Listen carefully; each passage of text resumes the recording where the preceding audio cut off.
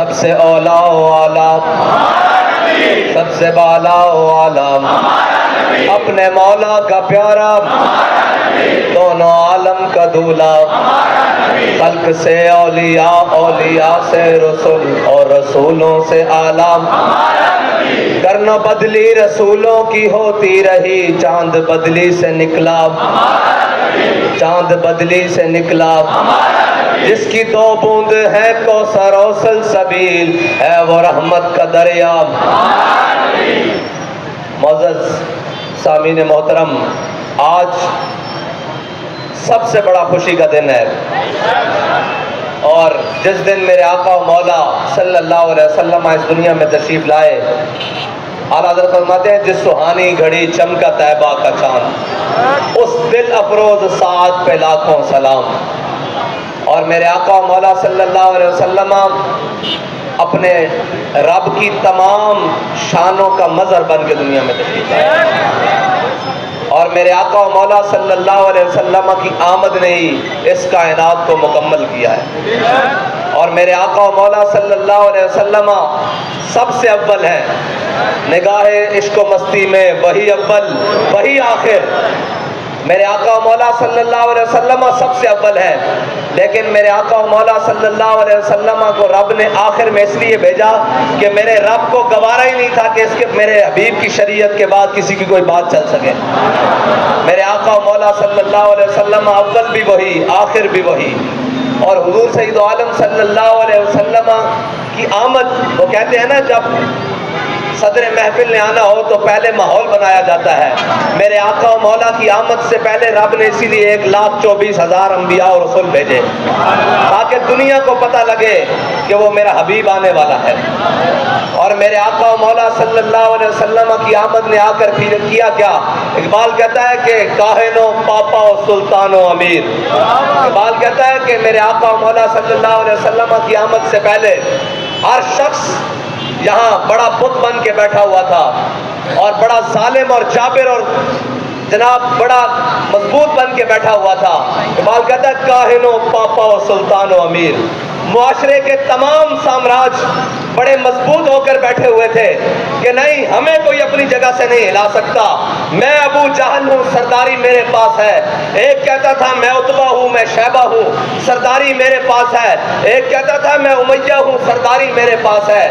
کاہن و پاپا و سلطان و امیر۔ اقبال کہتا ہے پادری کلیسے میں بن کر ظالم بیٹھا ہوا تھا، اور جناب بڑا کر و فر کے ساتھ بیٹھا ہوا تھا۔ کاہن و پاپا کنیسہ میں جناب یہودی بیٹھے ہوئے تھے، ان کے بڑے بڑھ کر راہب بن کر اندر بیٹھے ہوئے تھے۔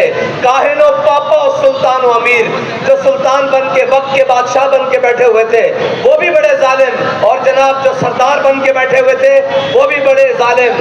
بہر یک نخچیر صد نخچیر گیر۔ اقبال کہتا ہے ایک شکار تھا انسان، اور ہزاروں بلکہ سینکڑوں شکاری اس کا شکار کرنے کے لیے بیٹھے ہوئے تھے۔ کوئی جناب مذہب کے نام پر، کوئی جناب دین کے نام پر، کوئی سرداری کے نام پر، کوئی جاگیر کے نام پر، کوئی سلطنت کے نام پر، کوئی طاقت کے نام پر، کوئی برادری اور بڑے خاندان کے نام پر۔ بہر یک نخچیر صد نخچیر گیر۔ اقبال پہ ہوا کیا؟ ساری کائنات تاریکیوں میں ڈوبی ہوئی تھی، لوگ کہتے تھے نہیں یہ اجالا نہیں ہو سکتا، ظلم نہیں ختم ہو سکتا، تاریکی راتیں ختم نہیں ہو سکتی۔ پھر ہوا کیا؟ تا امین حق بحق داراں سپرد۔ اتنے میں دنیا میں میرے آقا و مولا صلی اللہ علیہ وسلم تشریف لے آئے۔ تا امین حق بحق داراں سپرد، اور بندگاراں مسند خاکاں سپرد۔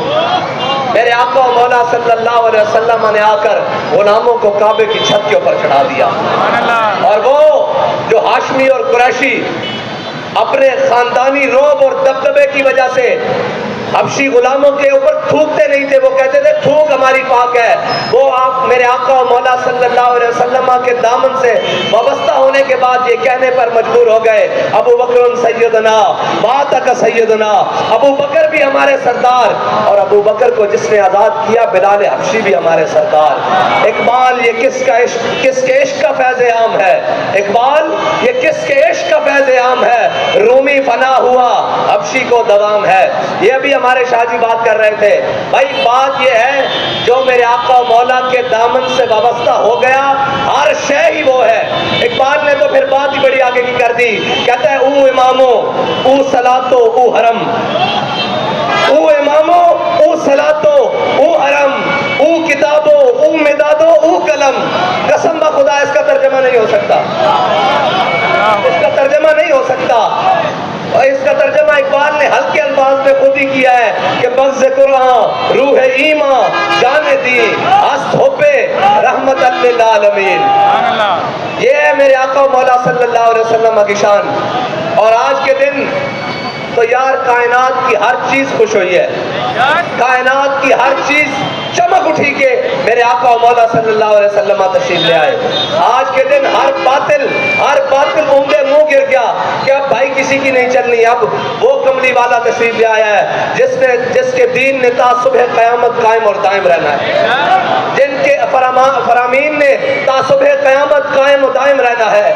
لیکن آج کے دن بھی اگر کوئی ابلیس کا بچہ یہ حرکتیں کرے کہ وہ میلاد کے جلوس کو روکنے کی بات کرے, تو پھر میں صرف چھوٹا سا اعلان کر رہا ہوں, بات وہاں جا کر ہوگی, یہاں نہیں.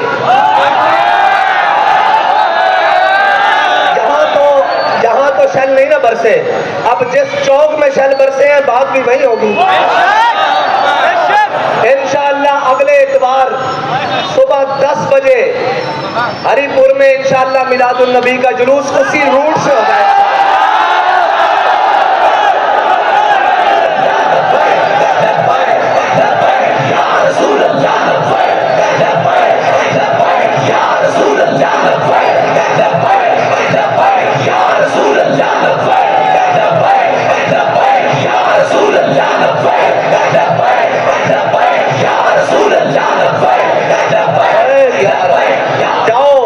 بھرپور تیاری کرو, اور ڈی سی او جناب ڈپٹی کمشنر انہوں کہنا بھائی پیو دا ہے اور ڈاک کے بکھانا.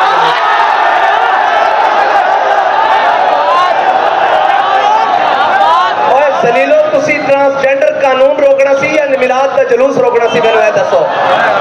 اتنے بے غیرت اور بے شرم ہو گئے ہو, کوئی لفظ نہیں ہے میرے کو آج کے دن میں تانوں مخاطب کراں کہ تسی حضور دے دیوانے ہوتے شل برسائیں, اور بے شرمو شل تواڈے کو بوتے آ گئے جا کے کشمیر بڑھو, ادھر تواڈیاں ماواں بہناں چک کے لے کے جا رہے نہ. بے غیرتو کوئی شرم کرو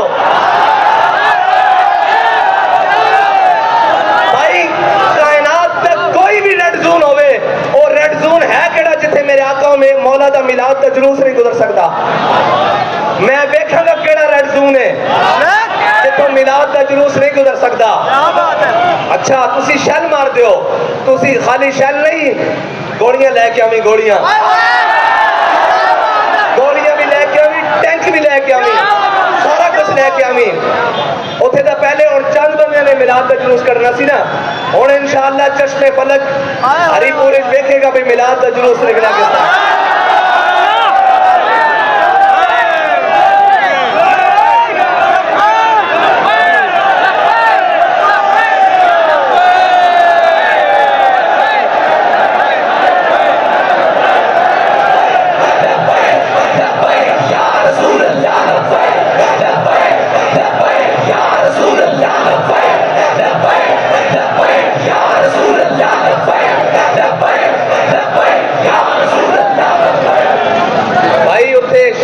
حکومت ہے یا شیطان دی حکومت ہے سانوں نہیں پتا.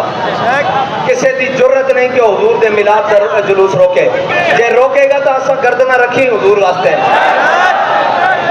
اور بابا جی فرمانے سن جس کا دل چاہے جس ٹائم چاہے ہاتھوں کٹ لوے یا ہاتھوں کٹ لوے, اساں حضور واسطے گردناں رکھیاں.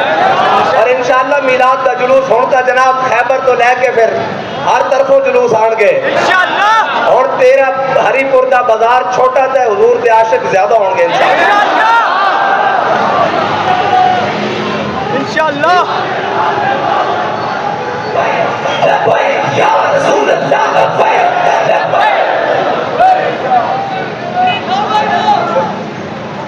تھک گئے ہو؟ اگر میرے وجدان کو کچھ دیتا میرا تو دل سی ایسو ہی ادھر پا دئیے.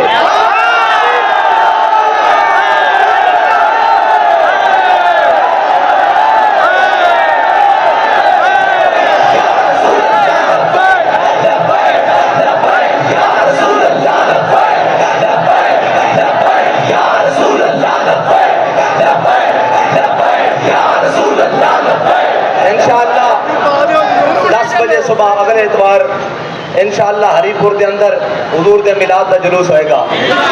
سارے انشاءاللہ جاواں گے حضور دے میلاد دا جلوس. پھر دیکھیں گے سانو کون ڈکدا, پھر کیڑا جناب مائی نے لال پیدا کیتا جڑا حضور دے میلاد دا جلوس. اسی تا ایک قسمہ کھاندے رہے ہیں کہ لبے بام بھی پکارا, اسی تا بہانہ ڈھونڈ دے ہیں کدھر حضور دے نام تے کوئی ساڈا نام لکھیا جاوے. با خدا اسی تا بہانہ ڈھونڈ دے ہیں جے تانوں بہتی چاسے تے اسی تے تیار بالکل ہر حال تیار ہیں.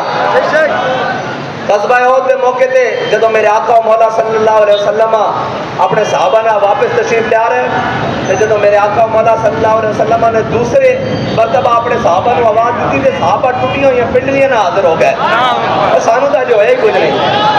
انشاءاللہ اسی حضور دے میلاد دا جلوس کسی نے روکن نہیں دیاں گے بالکل. اور حضور آ گئے بس پھر کائنات کی ہر چیز جگمگا اٹھی. اور میں کہنا کہ او انشاءاللہ ہاتھ ٹوٹ جان جنہوں نے حضور دے میلاد دے جلوس دے اور ایک کدی سب پا نہیں سکن گے جنہیں حضور دے غلامہ عاشقہ ہوتے. بھائی جڑا بھی بتا رہے کتنا بھی حساس ہے او کیوں حضور دا میلاد کی ہو رہا ہوتے میلاد شریف کی ہو رہا میلاد شریف نعرے لگ رہے ہیں آمد مصطفیٰ چہرہ والضحیٰ آمد مصطفیٰ. نعرے لگ رہے ہیں تو کی تکلیف ہے جب نعرہ لگ رہا ہے سرکار کی آمد, دلدار کی آمد, سہنے کی آمد, مکی کی آمد, مدنی کی آمد, یاسی کی آمد, طٰہٰ کی آمد, فرقہ کی آمد. جب اے نعرے لگ رہے ہیں نبی الملحمہ کی آمد, نبی القتال کی آمد, جب اے ہو رہا ہے تو کی تکلیف ہے.